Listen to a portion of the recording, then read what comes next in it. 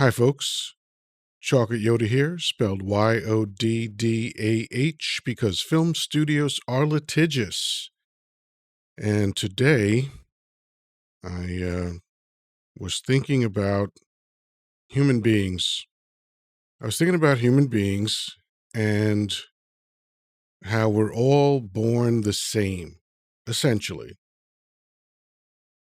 Now, I don't mean that like absolutely literally, because, there's all these configurations to our skin, our hair, our shape, all that other stuff. But what I think is the same is the software that's pre-installed in us before we're born.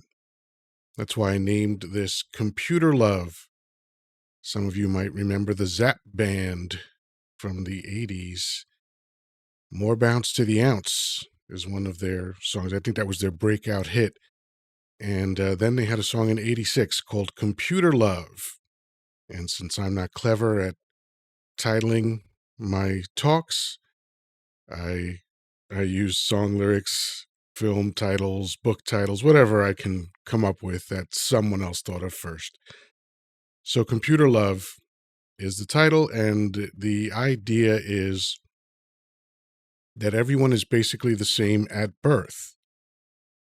And I think that because no matter how many people I meet, and I've met thousands of people, I think that when you're in sales, there's a chance that you're going to meet way more people than the average person meets in their life. And I was in sales for 36 years.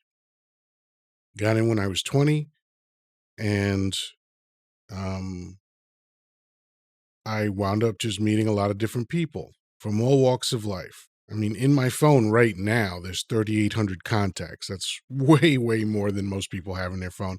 And that's not all the people I met. That's just all the people that I put in my phone.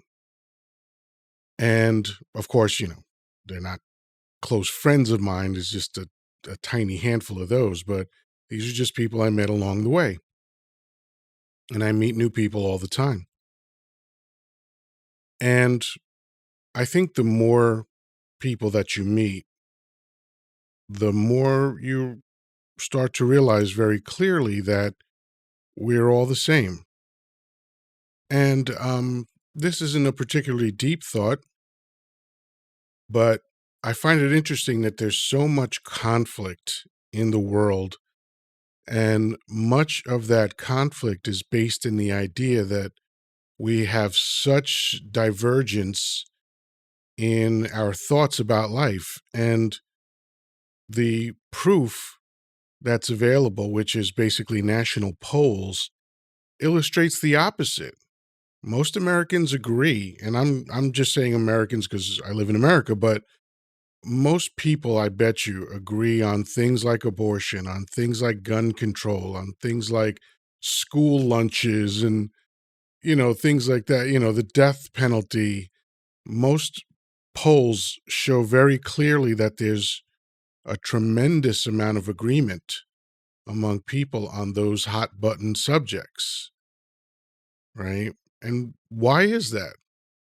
If we're being told that we're so different, why is it that we all seem to reach very similar conclusions?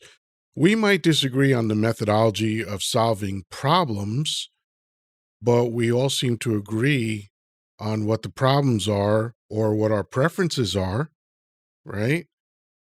There seems to be a lot of agreement about that. So where's the conflict? Where's the conflict? I think the conflict is manufactured, quite frankly. I think it's a divide and conquer strategy that works, unfortunately. But, here's a simple test. Close your eyes and think about anybody in the world. From, you can think about people from the Middle East who we're supposedly so different from, or Alaskan people, like Inuits, or people from Papua New Guinea, or from London or wherever. Like literally pick any spot on earth. Do you think those people are radically different from you? If so, please explain the differences, because I don't see them. I see that there are people that want to eat every day because they have to. That's our design, right? And, drink fresh water because that's part of our design, right? That's the basics of what everybody needs to do every day. So people are looking for food to shove in their face. All right. They want to sleep safely at night. They want to provide for their loved ones. And provide has a wide meaning. So, whatever that means, people are interested in protecting their family, raising their children, and, a few orgasms along the way. That's basically like, does anyone disagree with that? Does anyone think that there are people that are just radically built differently than that want something completely different than the things that I just listed out? I don't think there are. And if there are, I haven't found any.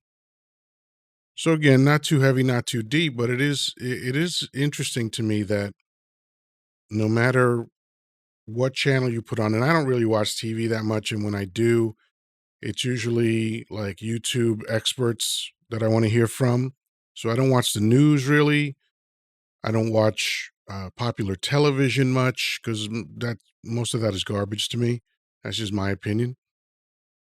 But I do notice that, there's these like, oh, we're going to label ourselves liberal and we're going to label ourselves conservatives and all that stuff. And then the narrative is so narrowly defined about what they can talk about and how they can talk about it. And I think that's completely artificial because, again, polls very clearly indicate that most people think the same way on very important subjects. There aren't radically different humans roaming the earth. Like when people are like, oh, we believe in family. Like, really? You think that's special? That you believe in family? Like, basically everybody believes in family. There might be some sociopaths running around or psychopaths running around that are outside the norm, but we already know about them. We already know about the extremes. So it's kind of pointless to look at those, but like right down the middle, like most people care about their family. Like this is not controversial. Oh, my culture's really into food. Really, Sparky? You like to eat? Wow, that's radical. Your body's literally designed to enjoy food, and you think that's special? Come on. Oh, my culture's really into music. Oh, really? Wow, that's spectacular. How different and unique you are to other human beings. Really, we're all the same, folks. We are all the same. And if anybody has a different idea about that, please feel free to share it with me. Or, if you want to agree with me, I always enjoy that. But really, it's just so interesting that, out of the chute, when we first emerge into the world, infants basically have all the same programming because they all do the same stuff, right? And then as we get older, the stuff we do doesn't really change that much. There are some divergence, but not that many. Here's something that I like to say to illustrate this idea. Mother Teresa and Hitler were both motivated by the same driving forces. How they satisfied those driving forces obviously diverged radically, but the thing that drove them was the same. We are a complex physical structure, but mentally and emotionally very, very simple. I mean, if you wanted to reduce human beings to the simplest idea, it would be we move toward pleasure and away from pain. That's our basic drivers. So that was the idea. Computer love is about the original software that we're all born with. And one thing I didn't say earlier is that just like the software in your computer, the human software is infinitely customizable.